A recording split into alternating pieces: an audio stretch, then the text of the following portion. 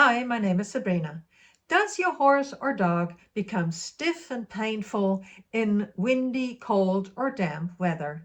This would be a typical reaction to pathogenic factors in traditional Chinese veterinary medicine. So in this video, I want to talk about how TCVM interprets acute flare-ups of osteoarthritis, acute stiffness and myopathies, sudden spinal cord pain, back pain, sudden pain in bone spavin or navicular disease, and even laminitis. So the TCVM has a specific understanding of what is happening here and how to approach it. So first of all, let's talk about what is the cause of pain from a TCVM understanding. There are flowing substances in the channels, in the meridians. These are qi and xue. Qi is life energy. Xue is often translated as blood, but it travels not in the veins, but in the channels. And these two substances flow freely, and then there is no pain. And if they don't flow, if they stagnate, that causes pain. A specific situation with extreme xue stagnation in horses is acute laminitis. This is not so far from a Western understanding. My first teacher in my holistic training said that pain is the tissue's call for energy. Qi and xue stagnation can lead to a stiff, painful gait, and then your dog or horse is not enjoying the snow as much as this Jack Russell mixed terrier. So TCVM has a specific term for this.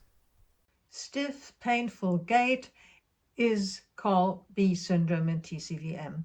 And the pathogenic factors wind, cold, and damp can cause different acute B syndromes.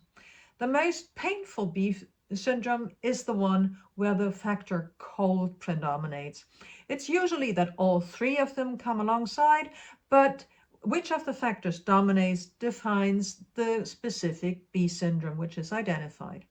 You can also have heat B syndrome, for example, caused by wind, cold, and damp if the animal has a young constitution and then reacts with heat to these factors. So the animal's constitution has a significant influence in how the body reacts.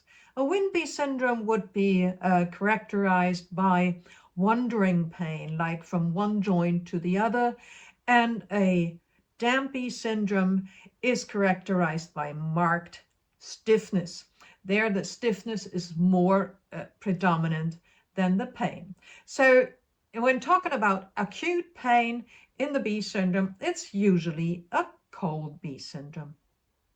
TCVM findings in cold B syndrome are a wiry pulse due to the pain and a slow, and the pulse is also slow due to the cold. The tongue is pale pink and has a thin, light coating.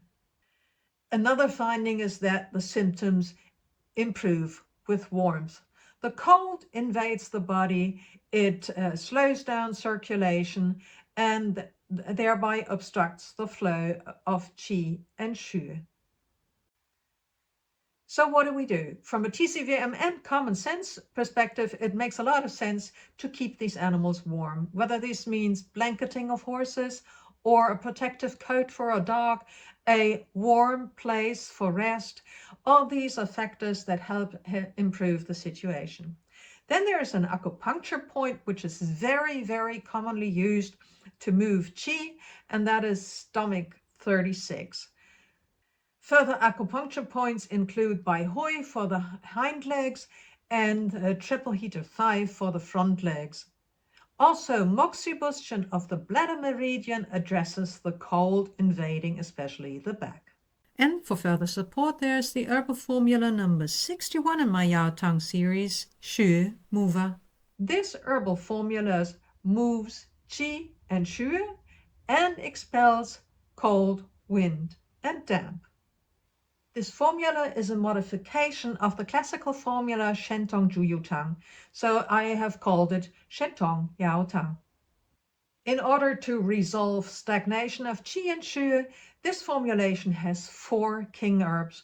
Those are peach seeds, safflower, and the resins of myrrh and frankincense.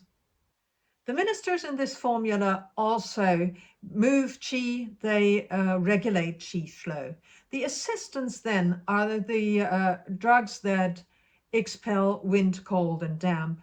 And they also direct the formula to the front and hind legs, thereby also performing a messenger function. And then there is a messenger in this as well, which is the typical messenger in many formulas, and it's Gansao licorice root. You will find more information about my Chinese herbal formulas in my book, Yao Tang, Chinese Herbs for Horses and Dogs, which is available on Amazon. So what if the acute pain is not caused by wind, cold, and damp, but by trauma? I have discussed this in this video. Or if the pain is chronic and you have an elderly animal, I have discussed this in this video. If you find this helpful, please like and subscribe, and see you in my next video.